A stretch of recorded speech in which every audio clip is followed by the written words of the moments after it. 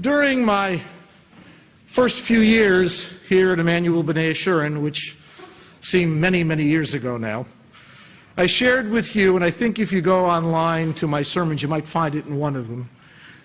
I shared with you a children's story of the poor man who lived in the one-room house with his wife, his many kids, and of course his mother-in-law. Remember the story? I mean, it's a classic kid's tale. We have it. It's called It Could Always Be Worse. So overwhelmed by how crowded and noisy his tiny house had become that he went running to the rabbi for advice. The rabbi considered the situation just for a short time before recommending that the man bring his chickens and rooster and goose into the house with him. The man couldn't understand this advice, but it came from the rabbi, hey? So he's got to follow it. So he returned home to the barn and dragged the chickens and the rooster and the goose into the little house with him. Needless to say, the situation deteriorated rapidly, and the man then returned to the rabbi for more advice. The rabbi listened to his travails about how bad it had gotten, and the rabbi's advice this time was, you can change the story every time. The rabbi said, bring in the cow. Someone hasn't heard the story before. He couldn't believe, bring into the cow into my house? But the rabbi said it. So the story continues, and you can make it as long as you want, and I want to watch my time, but you can come up with every animal under the sun to bring into the house with you. Finally, at wit's end, the man is thrilled to hear the rabbi's last suggestion.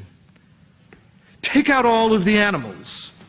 The story ends, of course, with the man living happily ever after with his wife and his kids and his mother-in-law. So the story is usually told to demonstrate that things could always be worse. That's why it's called It Could Always Be Worse, that we should all appreciate what we have. But I made the point that the story could also be understood in modern psychological terms. The man was clearly claustrophobic, right? And the rabbi utilized a behavioral fear reduction strategy known as flooding to eliminate the phobia. The rabbi did this by first exposing the man to the feared stimulus by sending him back home. That already raises the pressure level. He then continued the therapy by confronting the man with intensive versions of the stimulus for extended periods of time by forcing him to bring this menagerie of animals into the house. Finally, the man removed the stimuli, i.e. the animals, and so the man had become numb, and what had previously become scary had now become the norm. So, just as flooding has significance in the world of the pathological and the abnormal, so too does it have significance in, for lack of a better term, the real world, both literally and figuratively. And this past year, especially this summer, has been filled with ever-increasing stimuli in the national scene which have paralyzed many of our minds and exhausted, even numbed, our souls. I've never had so much difficulty trying to prepare for a new year. There has been literal flooding in Texas, in Florida, now in Puerto Rico and the Virgin Islands.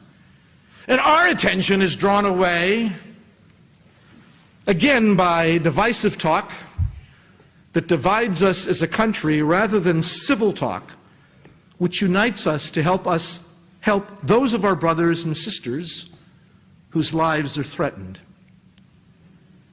We appear to head into a nuclear confrontation with North Korea as we debate a complete overhaul of our health care and tax systems. As Harvey and Irma and Maria turned many into refugees, if only, please God, for most of them a short time, we turn away refugees and threaten to make others refugees forever. Throw in some threats to religious pluralism in Israel while I was there this summer. And all of this in a setting fueled for months by dog whistles that, following that horrific day in Charlottesville, seemed to become clarion calls to neo-Nazis and white nationalists and white supremacists. And all of this with a backdrop of Russia's attempts to play and prey upon our democratic traditions. I really just wanted to flee. flooded by it all, numbed by defining normalcy downward. So much this summer I wanted to be just like the man we're going to read about this afternoon, the man we know as Jonah, and Scott will be reading it this afternoon. He too tried to get away. Tired perhaps like so many of us, he just wanted to hide. Commanded by God to go to Nineveh, that sinful city filled with idolaters, to get them to repent, Jonah doesn't do what we expect our prophets to do. He doesn't say, here I am, God, Hineni, or absolutely, I'm on this one. He offers no comment. Instead, he flees, taking a ship traveling to Tarshish, a city about as far away from Nineveh as possible. On the way, he finds himself in a storm, perhaps a hurricane. Even on the sea, he hides in the bowels of the boat, trying to avoid the rolling waves and the pouring rain and the strong winds all around him. Now, I may have gone to Tarshish, but I did try to find a place without any cell or internet reception, a place I could hide from all the storms about me. I failed even at that.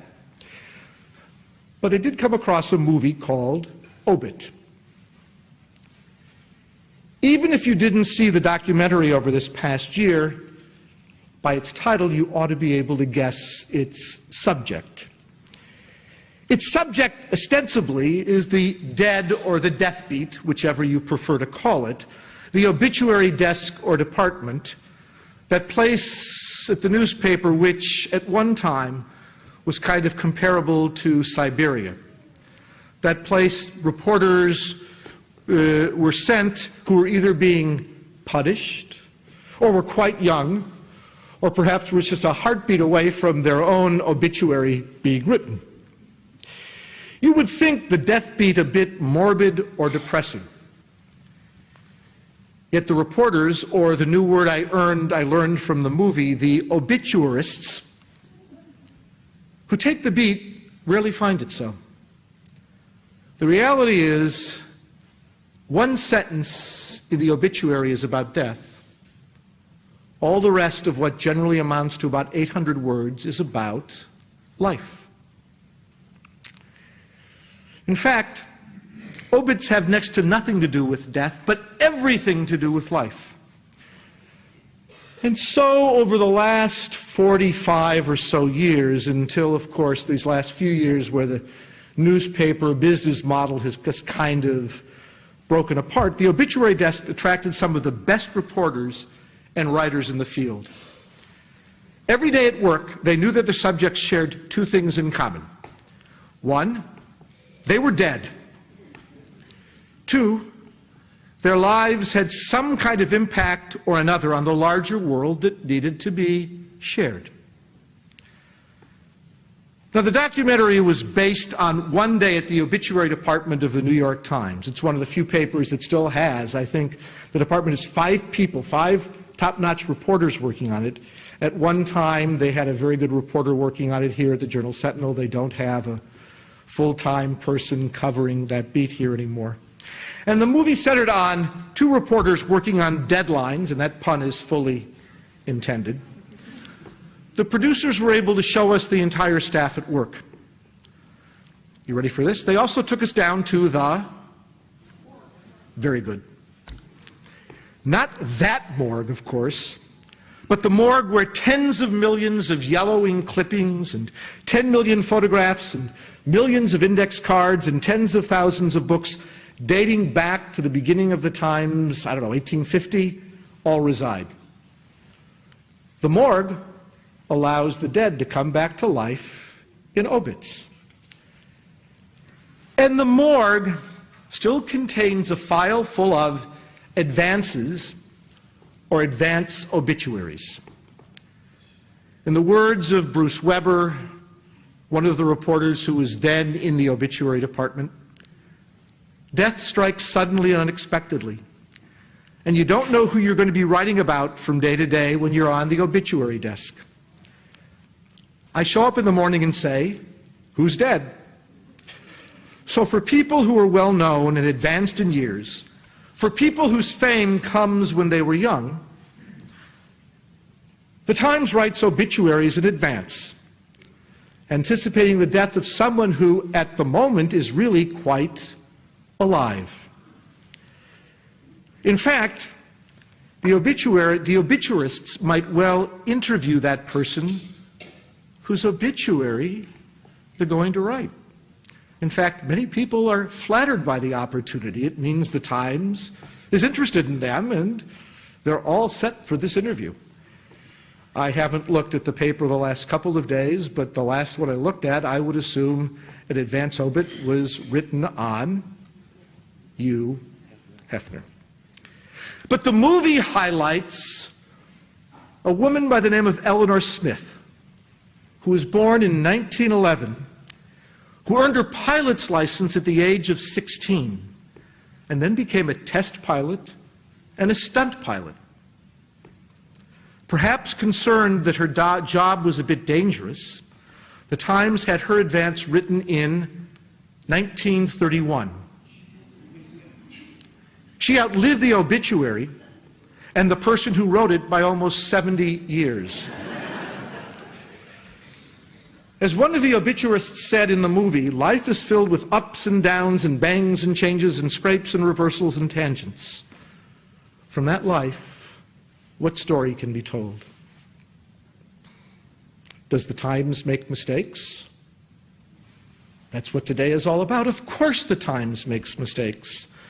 The movie reported on one back in 2003 when someone quite alive was reported to be quite dead.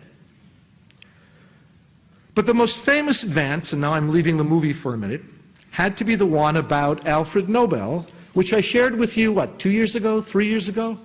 You should all know the story anyhow. It's such a great story. There are people here who don't? All right, I'll do it quick. All right? So, Nobel had a brother. His name was Ludwig. In 1888, Ludwig died. Unfortunately, the editors of a French newspaper assumed the death was that of Ludwig's younger brother, Alfred. Printing their advanced obituary, Alfred was able to read, his was the headline, "The Merchant of Death is dead." And then in the text itself, Dr. Alfred Nobel, who became rich by finding ways to kill more people faster than ever before, died yesterday a rich man. And you all know how he acquired his wealth? He invented dynamite. You betcha. Aghast at what he read in his own obituary, I imagined, because I wasn't there, he blurted out, "This isn't how I want to be remembered." So he took his entire fortune and he created what we know today as his prizes, right? Reading his own obituary, Nobel realized he didn't want this to be the story of his life. So today the story has instead his name attached to prizes awarded to those who devoted themselves to making this world a better place, including the Nobel Peace Prize. Few of us are ever going to get a call from the New York Times obituary desk asking us for an interview so that they can do an advance. Newsworthy doesn't always include virtuous or good or honest. But advances, I would suggest to you, are what this afternoon is going to be all about. Think about Jonah. He wants to flee even further. So he has the ship's crew, who have really done all they could to help him, heave him overboard. And then he finds himself dead but alive in the belly of that big fish. Jonah clearly understands that something stinks to high heaven. It may be the belly of the fish itself. It might be death, his. It may even be the life he has led. Never a happy man, never a man who could overcome that hatred in his heart. Jonah remains the reluctant prophet. But having sensed what the advanced would say, that Jonah cared only for himself, that Jonah forgot that God is Melech HaOlam, ruler of the entire universe, the one who cares about all humanity, Jonah changes his story. He gets the fish to spit him up on dry land. He goes to Nineveh and convinces more people to repent than any of our other prophets. But then the end of the story, you'll hear it this afternoon, he cares more about a single gourd than about humankind. I could even guess the headline of the final obit would be "Reluctant Prophet cared more about loss of single plant than thousands of people saved." So think about the rest of us. We will return this afternoon on what is this, our own haunting dress rehearsal for death. The day will reach its saddest point as we find ourselves, as did Jonah, in the belly of the fish. At Yizkor, we're going to encounter our loved ones, those who have preceded us in death. And we say Kaddish for them, perhaps for us. We may find ourselves dead but alive. Like Jonah, we are flooded, overwhelmed, seeking some escape. And if we are honest with ourselves, maybe we can sense right now what our advance would say. We might even know that it stinks. In fact, if I were to try to write my own advance today, the headline might be, "Reluctant Rabbi sought to escape responsibility on Yom Kippur." But I can't. As I said at Rosh Hashanah, those eyes are looking at me, at all of us, regardless of our theological beliefs. God demands. You, the community, demand. For that matter, our children and grandchildren demand. Hard as it was for that man, Jonah had to speak out. And hard as it might be for us, so do we. And no, out of this synagogue, for that matter, out of any place of worship, we shouldn't ever speak in a partisan political way. Heaven forbid we have so many partisan political voices screaming at each other 24/7 on live television, unendingly online. It's nice to have a sanctuary away from all of that noise. And why would I want to talk politics from the beam? And for that matter, why would you really want to listen to me? Most of you already know where I stand politically. All you really have to do is look at one of our old cars sitting in the parking lot, which is held together by a bunch of stickers of losing political candidates. Truth be told, I really don't know any more about politics than any of you, and I didn't even mention the matter of the Johnson Amendment, which privileges organizations like us with a tax-exempt status on condition that we won't engage directly or indirectly in any partisan political campaigns. And this, for those of you who need politics in synagogue, there are always synagogue politics anyhow.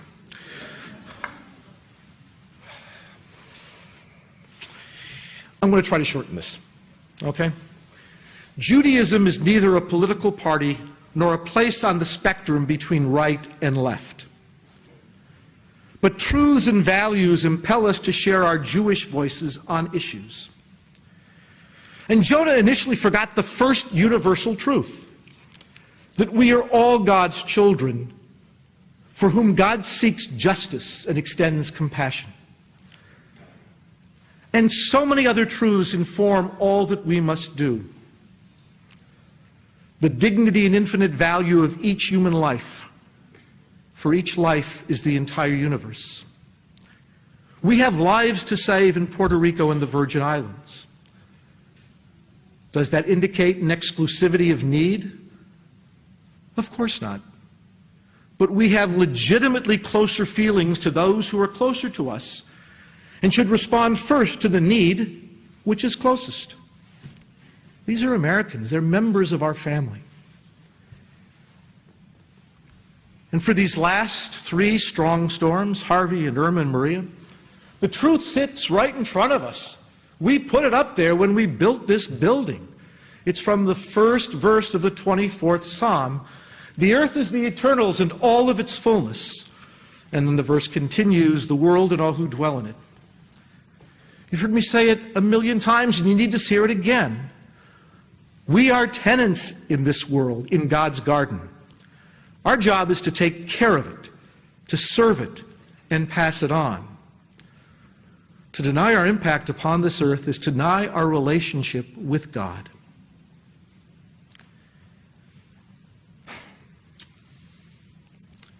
So let me put it in a different way, rather than going through all this. The Jewish view is not one of extreme individualism. Notice our prayers. It's rarely I can do this and I can do that. It almost always is in the first person plural. It's we. We are a community. And that means we owe each other things. There are many things we can't do on our own, including this day. It means that we need to have extra concern for those who are without. The Torah text tells us always, the widow, the stranger, the poor, the orphan, the Levite. These were people who were without. They didn't even own property. In those days, all they could do was to depend on the rest of the community for food. Believe it or not, we even had a mandatory tax, a mandatory poor tithe every 3 years. And I've shared this before too. While numerous jokes have been made regarding those two things in life which are unavoidable, which are, thank you, the reality is Judaism takes a clear position on only one of them. Choose life. I mean, it's clear. Taxes, on the other hand, they've always existed. It's understood that within a community, they're going to be levied in some form. And it has been in every form of Jewish association. To be a Jew means an even more profound commitment. For we cannot speak about refugees without remembering that the heart of the stranger beats within us. We were once strangers in a strange land. It's our foundational story for Abraham and Sarah, for our ancestors in Egypt, for us here in America. Remember the first Jews here? This was my sermon 3 years ago. See who really remembers. We came in a refugee boat. A fellow by the name of Peter Stuyvesant didn't want us to land. We Jews are safe now at home. I know it's hard to believe with what's gone on, but we are, here in America and in Israel, and we are empowered. And in cases like that, how do we love the stranger as ourselves? I can even make a case that Judaism has a commitment to restoring another's health, based on the laws of lost and found. Because if someone has lost his or her health, just as with lost and found, we have to help that person find what he or she has lost. Similarly, in health, we are obligated to do so. We have to return a person's body, a person's health, to him or herself.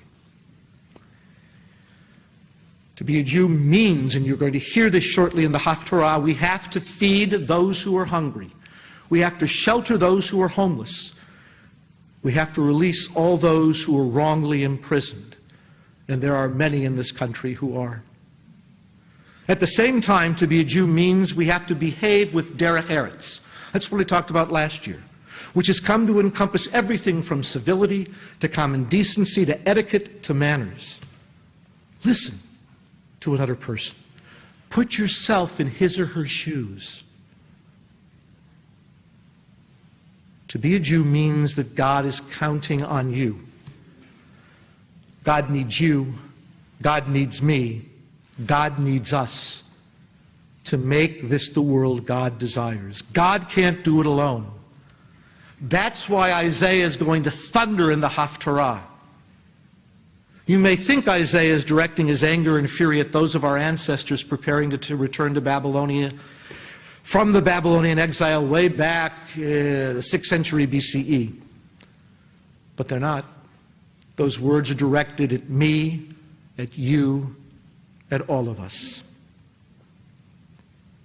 May those words move you. May this day move you. to do God's work. It's your chance to change that advance that you may think about today. I would guess, though again I didn't ask the reporter, that probably for you, Hefner, they've written several advances. Whether he really changed his life or not, I don't know. But there are things you can do. Look in your service bulletins at all the things you can do to make this the world God desires. What's not in there is that we are planning this year our first joint Thanksgiving service with members of Milwaukee's Muslim community with ISM. I invite some of you, if you are interested, to join me in working with them to make sure this service takes place. And may those words move more of you to join me in condemning and protesting inappropriate language and uncivil behavior and hate speech whenever and wherever it may appear, from our president to any one of us. May those words break through the flooding, allowing each and every one of us to write the advance obit we would like to see. There remains so much we have to do, and God is waiting and watching. Rabbi Elliot Cosgrove of Park Ave Synagogue in New York, I understand. Andrew, you still here? Is he still coming in March? He'll be here speaking in March. He found these words that Rabbi J.J. Schachter once shared, taken from one of the characters in a novel by the late Alan Paton. And I do that because it's also courtesy. When you quote somebody, you do it in his or her name. You don't take credit for it yourself. And these were the words. When I ascend to heaven, which I certainly intend to do, I will be asked, where are your wounds? When I will say I haven't any, I will be asked, was there nothing worth fighting for? And that's a question I do not want to have to answer.